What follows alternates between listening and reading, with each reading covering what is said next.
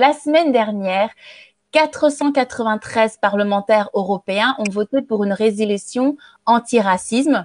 104 ont voté contre, ce qui inclut tous les parlementaires d'extrême droite, donc Rassemblement national et Vlaams Belang en Belgique. Et nous avons eu également 67 abstentions, tous les députés des Républicains et Asita Kanko, députée européenne.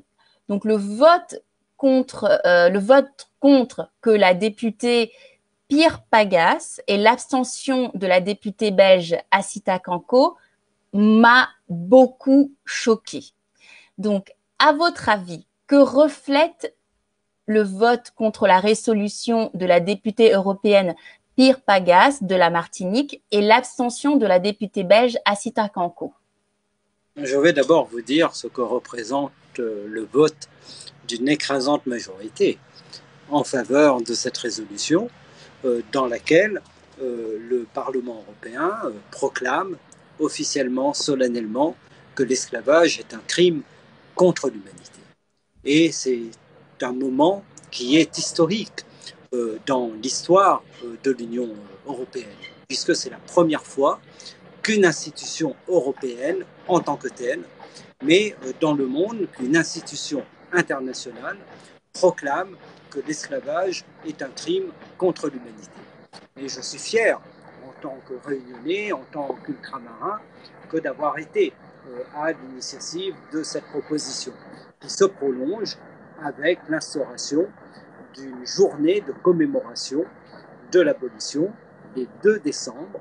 Cela veut dire que les 2 décembre, dans l'ensemble des pays européens, pas seulement au Portugal ou en France, mais aussi en Pologne, mais aussi dans les pays nordiques, on prendra le temps de s'arrêter au moins pour une manifestation symbolique et dans les écoles pour réfléchir à cela.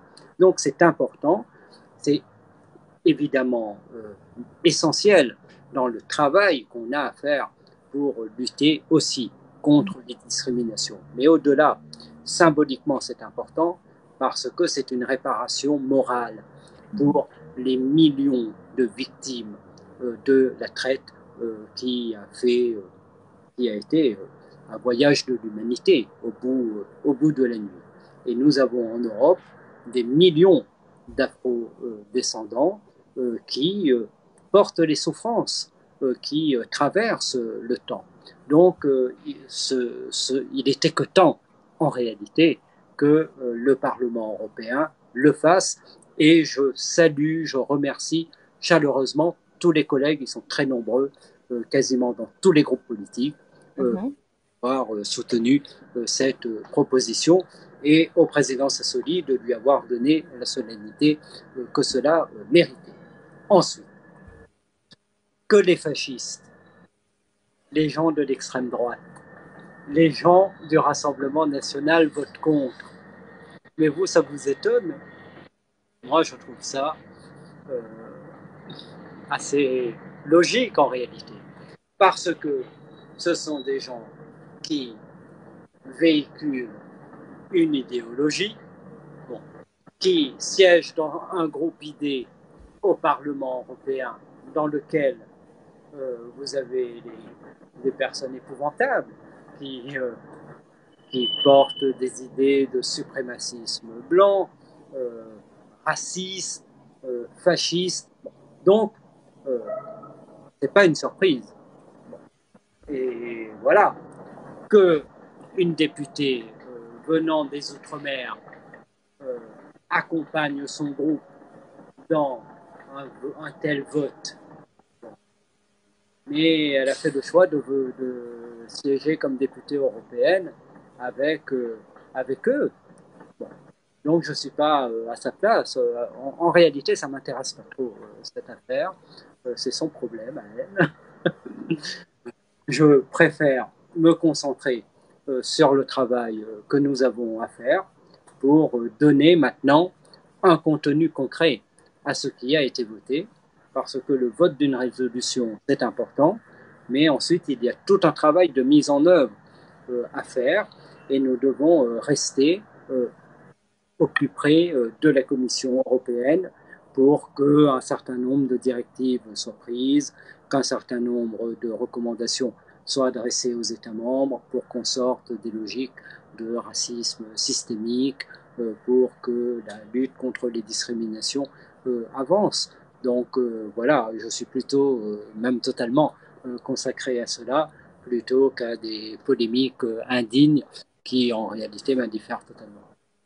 Merci beaucoup pour cette réponse. Au moins, ça a l'air.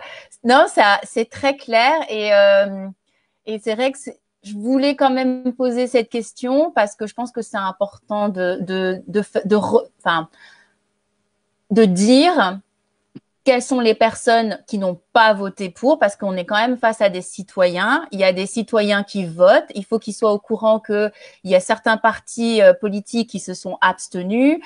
Et c'est important parce que ces partis politiques-là, ils ont des voix et ils ont des voix issues de la diaspora. Donc, il est important qu'ils comprennent à quoi ils ont affaire quand ils votent pour de tels groupes. Je vais vous prendre un exemple. Hein. Ce n'est pas pour les dédouaner, mais pour expliquer les choses. Vous prenez le PPE. Bon. Beaucoup ont voté pour. Les Français du PPE se sont... Oui. Mais il y a eu un vote global sur la résolution. Il n'y a pas eu de vote spécifique sur l'amendement que j'ai proposé. Il a été intégré à la résolution. Donc, les Français du PPE, ils ont apprécié la résolution globale pour déterminer leur vote. Je pense que si le vote avait lieu que sur la question de la reconnaissance de l'esclavage comme crime contre l'humanité, ils auraient voté pour, parce que la droite, en France, à l'Assemblée nationale et au Sénat, a soutenu la proposition de Christiane Taubira. Et le président Jacques Chirac, comme le président Nicolas Sarkozy, ont toujours été très attentifs en tant que président de la République pour que cette reconnaissance puisse se traduire ensuite par les célébrations formelles que cela exigeait. Et ils ont été systématiquement au rendez-vous. Je pense que si le PPE français, les Français du PPE, les Républicains, se sont abstenus, c'est parce que par ailleurs, dans la résolution, il y avait un certain nombre de choses avec lesquelles elles étaient pour le coup pas d'accord du tout. Voilà. Alors, ça, peut-être, on peut peut-être leur donner, sauf que c'est la deuxième fois sur une résolution plutôt similaire, qui date de mars dernier, la résolution pour reconnaître les droits des personnes afrodescendantes. Et là encore, le PPE, tous les Français, s'étaient abstenus. Donc en fait, c'est un petit peu, pour moi, c'est quelque chose qui se répète. On parle de position que nous, mais je parle strictement pour la reconnaissance de l'esclavage comme crime contre l'humanité, parce que je pense que là-dessus, du côté des élus français, nous avons déjà dépassé cette question, en dehors des fachos, des gens du Rassemblement national, évidemment. Alors, nous avons une question de Tanguy, donc qui penche, met la pierre sur ce que vous parliez, c'est après avoir reconnu l'esclavage comme un crime contre l'humanité, qu'est-ce que cela change pour le citoyen lambda et pour la population noire, notamment celle de l'Europe? Mais vous savez, on a posé les mêmes questions à Christiane Taubira au moment de la loi de 2001. On lui disait, mais qu'est-ce que ça change, etc. Mais ça a été une loi extrêmement importante. C'est-à-dire les dimensions symboliques, la mémoire, c'est quelque chose de décisif parce que ça constitue les peuples.